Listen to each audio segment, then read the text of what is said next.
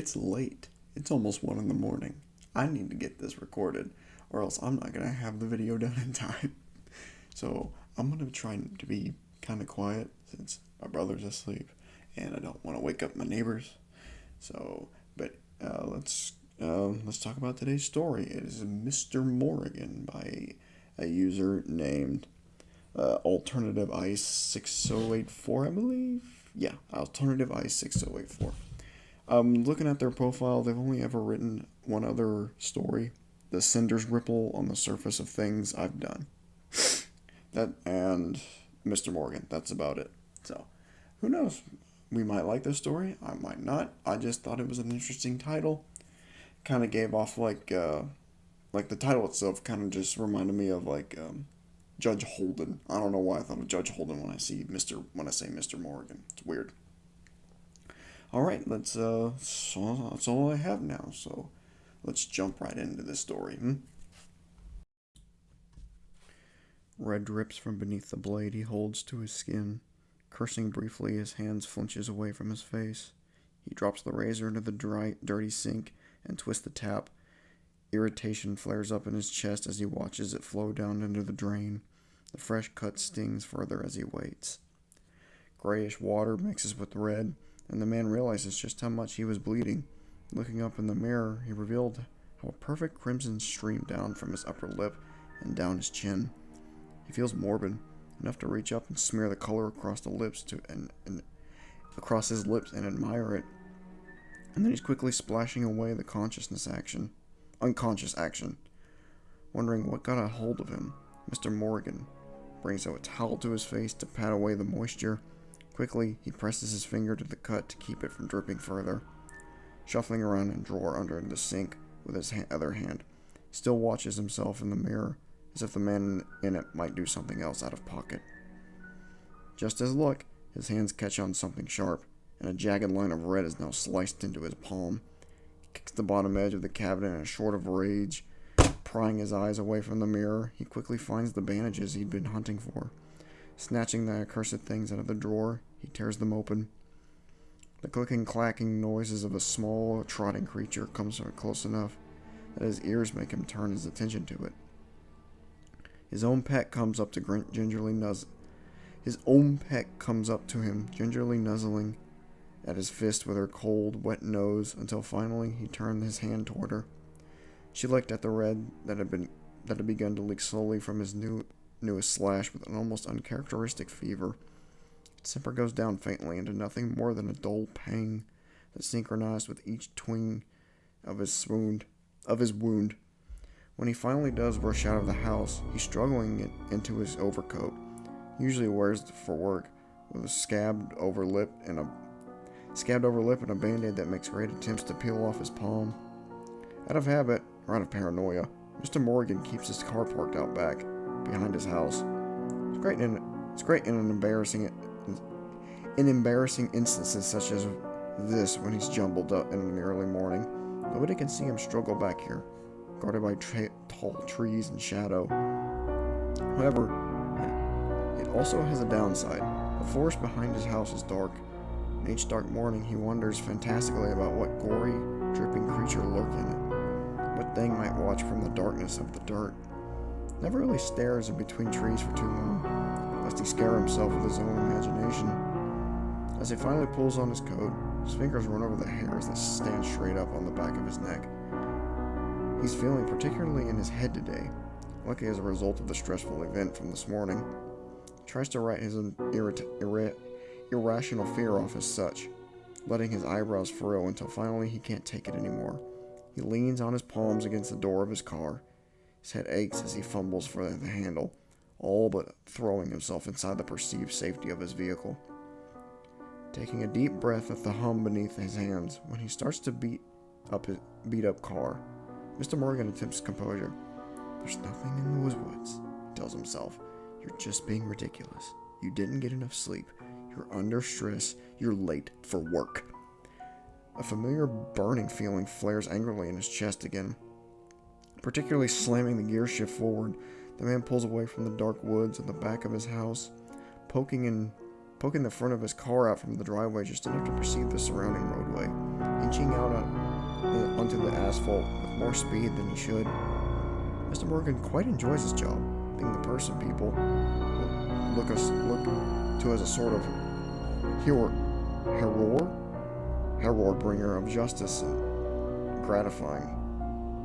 Normally he would be humming whatever song was on the radio, ready for the day, but instead he gripped tightly onto the steering wheel in silence. He finds it fascinating too, the occupation. It's not just the pay or the praise that makes him eager to do as he does. It's the mystery, the puzzles to put together, the blood. Mr. Morgan swerves as the intrusive thought. If anything, the gory scenes are the worst part of his job as a detective for the local police department. It's one of the first on every scene, and his job is to see everything as it was, before the cleanup crew even touches hair on the victim's head. Sure, he may be a little desensitized by it at this point, but it's not something he could ever enjoy. He's clenching his jaw. What's wrong with him? A dog, much like his own, but dirty and grungy with the wear of outside life, trots in front of his car, stopping in the middle of the road to sniff at the ground. He recognizes the mangy thing, a locally favorite stray that never really got close enough to anybody who might snatch it. People drive below the speed limit around here for that dog, not wanting to hit it out of either peer pressure or personal affection. But Mr. Morgan has to get to work, and his face burns and his impatience is worn thin. He doesn't particularly care that the mutt is not something to run his tires over. The sound of it hitting and crushing against the vehicle makes him cringe only slightly, but he flees from the scene as fast as he committed it. Mr. Morgan needs to die. I don't care if you're late for work. You don't hit a dog. That is against the rules. He arrives at the station as he usually does, accepting an already prepared coffee and case file. Looking at pictures of the bloody scene doesn't make his stomach churn even a bit this morning, and he takes the fact as a way to lessen hindrance rather than as something to be worried of.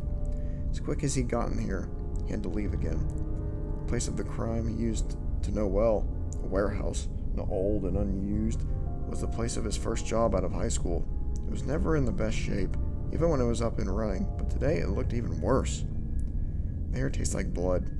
Now in his old warehouse with the red-brown stains encrusted on the floors and up the walls in places. Mr. Morgan can take a good guess that those stains aren't all from industry, especially not the freshly crimson ones which splattered on the walls and pooled on the floor next to a distended corpse. He listens to cameras as they flash and shudder around the space, particularly focused around the obvious, glancing around with some sort of wonder. The detective inspects the space around him within the scene. Look for places where there is likely to be fingerprints, some sort of DNA residue, a murder weapon, all the standard things that could be found on scene. When he finds the most conspicuous, most obvious bloody fingerprint on the wall, he comes to a sort of realization. It almost makes him angry. How dumb these criminals are, how easy it is to catch most of them, how easy it is to place them at the scene. He realizes he could do this so much better. He could never get caught. He could do it, just like how he'd wiggled tires as he ran over that stray so that his tires tracks would be imprinted on the corpse in a way that would be distinguishable. He could do something bad, knowing the telltale signs that could connect him to it, and be able to avoid ever even being suspected. Mr. Morgan calls the forensics team over for examination, watching with emotionless, flickering eyes. The cellar is dusty. Thinks as he sweeps his hands over the wall to find the switch from the light. Dirt and dust floating off the walls into his respiratory. He never likes to stay in it so long as to dust it. He doesn't come down here much, sometimes to gather tools as he hardly uses. He believes that even if there is a storm, he could never stay in here long enough to weather it. He'd rather be swept up in the dangerous wind than lost in his own thoughts down in the cold, mildewed pit. He swears he can hear something claws scurrying across the floor every time he flicks on the stubborn rusted switch, shakes it off, grabs his needed supplies as quickly as he can, and leaves. When he emerges into the backyard again, he pauses in front of the tree line, holds up the tools in his hands for nobody in particular to see. The glow of a sharp spade and a long, weathered pitchfork seem to bring out a shuffling in the woods. "He's good," he mutters to the wind and the trees. Something crawling, dragging across the mud registers in his ears as quick as he can, he turns away. There's no time to talk to imaginary creatures. No time to meet the eyes of whatever demon has possessed him. He must test his theory. He's invited to a lovely dinner at his neighbor's house tonight, and is dressed accordingly. Enough layers to obscure the suspicious heavy weight in his pocket. Reminds himself to find better suited tools later. Regardless, he's welcomed in and sat down with no second glances.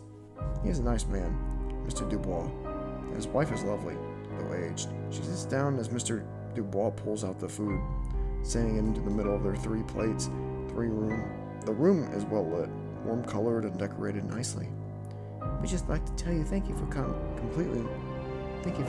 oh my gosh, we'd like to tell you thank you for completing my brother's case, says Mrs. Dubois. Thanks to your work, he can now rest in peace and see, and what happened to him won't happen to anybody else. Oh my gosh, okay. Thanks to your work, he now can rest in peace. What happened to him won't happen to anybody else. She smiles at Mr. Morgan and raises her glass. Mr. Morgan smiles back, and as the woman's husband settles down at the table, they all clink cups. Just what I do, ma'am. Thank you very much. Handling yourself, he says politely. The couple join hands at the top of the tablecloth. Mr. Morgan finds a sudden spark of annoyance at the very visible display of affection, but continues his amiable demeanor. We're doing all right, Morgan. The funeral for my dear brother is next weekend, and you would be free to come if you're able. The woman slid her hand away in order to grab her utensils and begin eating. Thank you very much. I hope to be unbusy, Mr. Morgan responds casually, though having little intention to join the ceremony. They all began to eat, but Mr. Morgan's hands twitch with opportunity. He instead has sitting across from him. He's unsure how to start. It should be easy to take out the older woman, as he knows she had multiple health problems through the years, but Mr. Dubois himself is rather healthy himself, though not particularly bright. What a hard decision. Mr. Morgan turns this over in his mind, flicking at the end of the fork handle with his fingernail. I think I'll excuse myself. Mr. Dubois interrupts, standing from the table and smoothing out his shirt. Oh my gosh. I think I'll excuse myself, Mrs. Dubois interrupts, standing from the table and smoothing out her shirt. When she disappears, Mr. Dubois is leaning toward the man who just gotten snapped out of his thoughts. She doesn't eat much anymore since she's died. He confides quietly. I'm worried, but she denies the change happened. The concerned man shook his head, glancing down at the plate as if he too would like to leave it there. Mr. Morgan grits his teeth. You might go talk to her, if you should. He lets a hand rest encouragingly upon the husband's shoulder. Perhaps you're right. Mr. Dubois nodded numbly and stood, leaving the dining room with only Mr. Morgan and 3 unfinished plates of food. Ooh, sorry, excuse me. Poison. He curses himself. Should have brought poison. Tossing his fork down onto the placemat, he himself stood from the table. He would like to chalk it up to his plans being ruined, but he'd actually admit it. He was rather afraid of going through with them. He would not like to admit this as chickening out. He tells himself he'll try something other as he grabs his coat. Dinner was delicious. Thank you, he calls, placing his hand on the knob. Have a wonderful night. He twists his wrist, slipping through the door with the spade weighing even heavier in his pocket. What a waste of an afternoon. Just before he shuts the front door, though, something small comes flying out of the crack of it. The furry thing nearly trips him on the step, and then Mr. Morgan is very mad. His hands hum with the force of it. Just as soon as he recovered from his near fall, he whips the spade out of his pocket and lashes out with the newly sharpened blade. It catches unexpectedly, although delightfully, on the animal's throat. Mr. Morgan takes no time in snatching up the foul beast and hiding its body against his own on the inside of his coat. He hurries home, hoping none of the neighborhood saw the split second when his composure let up. Not really knowing what to do, Mr. Morrison. Oh, that's a typo. Mr. Morgan hurries into his backyard where nobody can see as he drops the poor cat to the ground, but the harsh clang of the bloody tool that caused this. Frowning at the mess, he goes over to kick open the door to his cellar. shuddering at the sight of the gradually darkening staircase. The man grabbed the limp creature by the tail, opting to just toss it down rather than go in. The bleeding lump thumps and rolls down until it falls between the space between the bottommost two stairs. Everything is quiet except for the woods that whistle behind him. He turns to the trees, frowning at the bloodied tool in his hand, drops it to the ground and slides it across the wet grass with his foot. Looking up then, into the darkness beneath leaves, Mr. Morrigan feels a deep sense of dread root in his gut. Before anything more can happen, he turns around and flees to comfort of his house. His dog stands at the end of the hallway, wagging her tail with barely contained excitement. Mr. Morrigan should think the sight is very cute, but instead he thinks of how badly he just wants to go to sleep and how the attention-seeking dog would get in the way of that agenda. He attempts to walk around the animal with no further interaction, but instead his pet jumps up and places her paw upon his chest. Instinctually, his hand goes to the dog's shoulder, but a dark idea lights up at his brain that seems like an irresistible notion. Placing his hand up one of the sweet dog's head and on beneath her snout for a leverage, Mr. Morgan twists with an abrupt motion. Oh gosh, why? Why are you making him kill these animals? He killed his own dog. He broke her neck. And without motion, a crack sounded loudly from the poor animal, and then she fell limply to the floor at her owner's feet. Mr. Morgan is only distraught by the time-consuming task of having to move the body when he's so tired, decides he'll dispose of her tomorrow morning. Leaving his beloved pet in the hallway outside his door, he slips into his bedroom. Waking up the next morning, he merely scooted the animal with a foot to get her out of the way. Too lethargic, still, to remove the roadblock, does the usual morning routine of brushing his teeth, doing a quick shave, taking a shower before he finally stands in the hallway with dripping hair. Fronting at the thing that he used to be his dog, but now smells worse than she did before, Mr. Morgan grabs it by the tail and drags her relatively heavy body across the floorboards. Once outside, his gaze lands on the cellar door. Just as before, the neighbor's cat, the man throws his own pet down the dimly lit staircase. This time, her body stops rolling at the forced stair, and Mr. Morgan lets out a loud huff at the inconvenience. Stepping down to her, he nudges her to fall in between the steps with the tip of his shoe. That taken care of, he went to work. It was a long, boring day of events. No new cases, no new leads on the ongoing cases that were long dried up of evidence.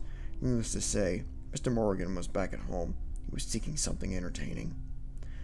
Before opening the back door to go inside his home, the man paused. He turned around, toward the forest, believing something was watching him. Skane turns to the cellar, where he knows now there is something lurking in the dark. Some things he's been fascinated by lately. Opening up the hatch of it, Mr. Morgan stepped down, running his hand along the dusty wall as he always did, catching on cobwebs on the way of the light switch. When he flicked it on and made it to the bottom, the two furry bodies were revealed to the light. He should be repulsed by the sight of somewhat distended bodies and the blood pooling in the cold concrete, but instead he kneels down to examine it. About 3 hours of spending time with things that could not spend time with him, Mr. Morgan made his way out of the darkness. Surprisingly, he emerged out into darkness as well. Must have lost track of time down there, and the stars were out. It could be almost pretty if it wasn't for the fact that the woods were only not even darker than before, even more foreboding. The grass and the trees sounded louder, and the chills Mr. Morgan felt were more intense when the moon was out. Still in fear of what he might come to face with, the man hurries inside the comfort of his home. Mr. Morgan attended the funeral for his neighbor's brother that weekend. The graveyard was damp and dreary, lifeless, besides those few surely buried under the dirt and left to suffocate. Everyone stood, dressed in dark, and staring at the ground or flicking their eyes up to the closed coffin, because the man inside was too torn up to see. He glances around the expansive space with little except grass and headstones. The gentle covering laid atop the coffin ruffled in the wind as he imagined someone alive in it, someone shaking it as they could try to escape, bloodied and injured, but not as dead as they were thought to be. He leaves the ceremony without a word to any of these under attendants, and though they were crying, he needs to wipe nothing from his own eyes. When he gathered enough animal bodies to carpet his bedroom, Mr. Morgan begins to think bigger. The woods talk to him louder. Each time he busts another murderer, he gets more and more amused with how stupid they all are. He stands in the backyard, having just come up from a cellar of which the sin has become unbearable. But Mr. Morgan is much more enthralled with his own collection to care. He stares in between the trees, feeling much more different than he had before. He was almost steely, ready for what to come, encouraged by the fact even. The leaves barely rustled, it's almost as if the trees will offer nothing to him tonight. A branch cracks on the forest floor. A gruesome hand with deadly-looking claws wraps around the trunk of a small oak. It's far away, but the man can make out something that looks human, yet unsettlingly off. Mr. Morgan shivers, though he doesn't run away to his house this time. He makes what he believes to be eye contact with a morbid thing, clenching and unclenching his fist at his sides. Its skin looks ragged, drooping in places and almost moldy. It opened its mouth, and its teeth were horrible, rust brown. "Kill them," it said, not aloud, in his head. "Kill them for me." So he fashions a lovely knife out of his pitchfork's tine, and he goes out in the dark with every preparation planned for. With his gloved hands, he helps people meet a swift and secret end on the street, in the alley, during visits to families involved in his very own investigations. Takes them one by one to his cellar, lifeless. Attends funerals he's never invited to, sneaking up on stragglers and taking them out when they are down. He digs tirelessly in his own with his spade until he can crumple his victims up in them with some difficulty. Coming back from an early shift, Mr. Morgan drags his catch out of the day. A distraught young woman who swore she would never be involved in her cousin's murder. She's a bit heavy, and Mr. Morgan has some struggle to bring her out with his car and down the stairs of the cellar. He'll look at his collection again later, opting to get some rest from such a long day instead. The detective slips back into the house with the voice of the creature from the woods in the back of his mind. With the next few days, his collection grows. His tactics become more adventurous, more risky, one would argue, but he's still confident that he'll never get caught. And still every day he's proven right, able to do his detective work and come back with no repercussions. After a week goes by, he gets called into the police station, though he's told it's not for work. Only disturbed faintly by the vagueness of the request, he's still sure it could never be about what he's been putting to practice lately. Pulls into his reserved space in the lot, humming to himself as he walks in. Then immediately he's apprehended. Mr. Morgan still doesn't believe anything could have gone wrong, laughing at his co-workers as they tug him further into the building. "What is this? It's not my birthday, is it?" He chuckles, though slightly discomforted by the rub of cuffs against his wrist. His associate frowns at him sharply. "You're suspected of murder. Lisa said she saw you this morning dragging a body-like object into your cellar. When you came into work, we checked it out." The man shook his head sullenly. "I can't believe you've been hiding this, Mr. Morgan." Dread drops and swirls low in his stomach. This is surely his own end. He figures he was quite as good as he thought he could be. His ego had gotten a hold of him, just as the creature in the woods had grabbed his mind and twisted it further. In the end, Mr. Morgan has to admit his guilt. It was surely incriminating to have multiple bodies in your cellar. He tells the people he was once friends and close associates, with where he'd put the ones not able to be transported. He could only really be at peace with the resolution. He's almost grateful for the severing of the creature's grasp and the darkness of his mind that will come. He thinks of this because Mr. Morgan was convicted of murder and subsequently sentenced to death. And that was Mr. Morgan. I hope you all enjoyed it. I'm sorry for stammering so much. It's late and I'm exhausted. But what I thought of the story, I see where he was going with it. You know, it was a detective. He got so desensitized and almost pissed off at these lackluster murderers that he's like, I can do better than this. I will never get caught. He let that pride and anger consume him, and he started doing the things that these murderers would do. And I like that how he always looked at the back at the forest like it was his inner demons. He was just caving into their voices, just listening to them and doing what they wanted him to do. I kind of like that aspect. Couple grammar issues here, but I'm no expert. Anyway, all the links are in the description below. I thank you all so much for watching and listening, and I hope you enjoyed the episode. So thanks again. You all have a great night. Later.